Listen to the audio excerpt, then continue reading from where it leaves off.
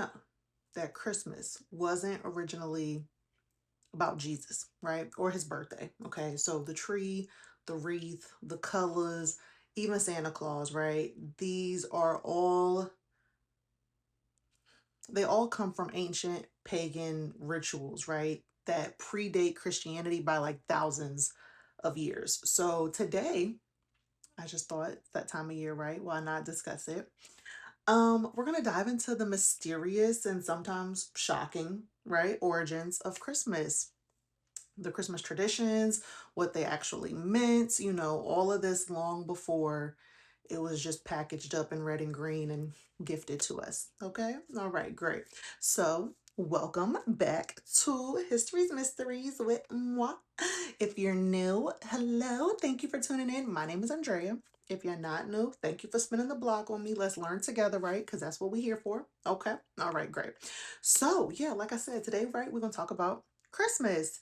It is one of the world's most beloved holidays, right? It's the best time of the year. That's what they tell us. That's what we're taught. Okay. But behind all of the twinkling lights, behind the Hallmark stories, okay, lies a history that is one of ancient gods, okay? One of ancient winter solstice magic. Yeah, I'm sorry. I'm sorry. I'm sorry. Don't shoot the messenger, okay? I'm just spreading the knowledge. Great. So all of these rituals and winter solstice magic and paganism was tried very, very hard by the Christian church to get rid of it, to do away with all of the things. But they couldn't, okay? They couldn't do it because people were committed. They were committed to what they knew, right? So the Christian church was like, got it. We're going to adopt it, right? We're going to adopt it, repackage it, give it back to the people. And that's what they did. And it worked. So let's unwrap Christmas together. Okay, just one symbol at a time. One at a time. Let's baby step it. Okay, let's start with the day. So, why December 25th? Of all days in the calendar, why are we choosing December 25th to celebrate the birth of Jesus?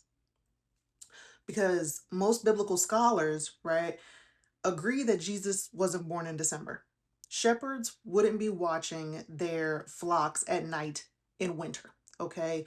The gospel timelines don't even match with the December birth. So, again, why December 25th? December 25th was chosen because early Christians lived alongside Roman pagans, and December 25th was already, a time of celebration and a massive festival taking place. Um,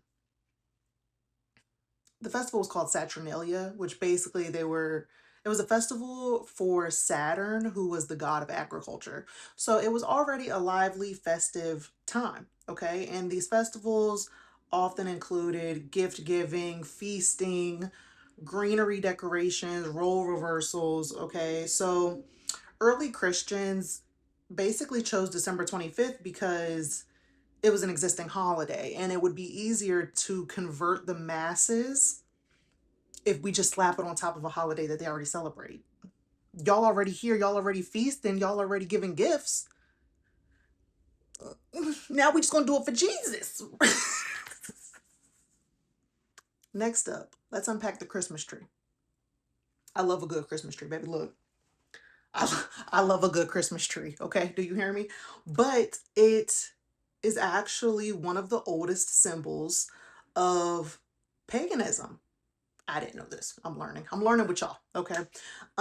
It has nothing to do with the nativity at all. Evergreens were simply considered sacred throughout Europe because they stayed alive during the winter months. So they came to sort of be a representation of life overcoming death, protection against evil, and the promise of spring. So yeah, I have my little notes over here. Don't judge me. Gotta keep all this stuff straight. Anyways, so yeah, different cultures used evergreens in rituals, right? So Norse Yule traditions hung evergreen branches to honor Odin. Germanic tribes decorated trees to celebrate the return of the sun, And in ancient Rome, people used greenery during Saturnalia. So Christians didn't widely adopt the Christmas tree though until like the 16th century. So again, the tree has nothing to do with Jesus. It was all about survival, protection, triumph of life during the darkest part of the year, surviving the winter. Gotta love a Christmas tree. The Christmas wreath. It didn't start off as just like a pretty door decoration. It literally just represented the wheel of life. It literally represented the cycles of seasons, okay? In at least in pagan Europe it did. It symbolized the sun because of its round shape. It symbolized eternal life. It symbolized protection from winter spirits. Some pagan groups even lit the wreaths on fire as a ritual to encourage the sunlight to return after the solstice, which was the winter solstice, which takes place December 22nd or 23rd, one of those two. So yeah, when you hang a wreath, you are quite literally hanging a symbol of ancient sun worship. The Yule log, y'all, okay, let's get into it. The Yule log dates back, okay, back to like Norse and Germanic traditions. Families would go find a massive Yule log to bring into the home and to burn it for 12 days, okay? And it symbolized rebirth, blessing of the household, driving out darkness and misfortune, right? And honoring the gods of winter. And then the ashes from the burned Yule log were kept for to use like in situations of protection throughout the rest of the year. So the modern, 12 days of Christmas, yeah, that ties back to Yule, the Yule log, y'all. Okay? Okay. Mistletoe. Mm, mistletoe is one of the most mystical Christmas symbols, just, because who doesn't want to kiss under the mistletoe, right? Because that's what the Hallmark movies do, okay? So it makes you want to do it. But did you know, okay, that to ancient druids, mistletoe was a holy plant, okay? It was a plant of healing, it was a plant of fertility, it was a bridge between the earthly and the spiritual realms. So kissing under the mistletoe literally comes from ancient fertility rituals. Santa Claus. Santa Claus, okay? We all know him. We all love him, okay? Holly jolly, right? Ho, ho, ho. Okay, so he's actually an ancient mashup of various entities, okay? All right, great. So one of them is Saint Nicholas of Myra. I feel like this is a story that we all have heard, right? Saint Nick, the very generous bishop who gave to the needy, right? Okay. Also he's linked with Odin from Norse mythology, the Holly King from Celtic paganism, and then just various other winter spirits, tricksters, gift givers.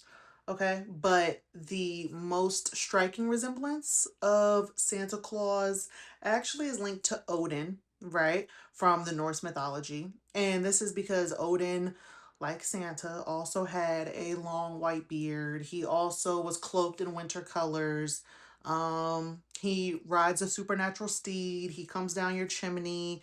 He rewards the good and punishes the bad, right? All sounding really familiar. Okay, great. Even the colors, y'all, come from ancient symbolism, okay? So green represented renewal, okay? It represented everlasting life. It represented hope during winter, okay? Red represented, well, in pagan Europe at least, okay? Red symbolized the life force. It represented fire, blood. It represented protection from dark winter spirits.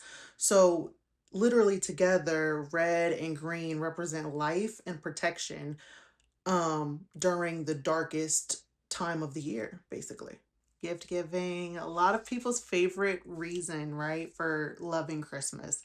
It actually did not come from the wise men, okay? I know that that's what you're taught, but that's not it, okay? It's not it. Gift giving actually originated from that pagan festival that I mentioned earlier, Saturnalia. Okay, so that festival had a lot of gift giving, okay? And ancient Romans would gift various things, such as figurines, candles, treats, food, tokens of good fortune, right?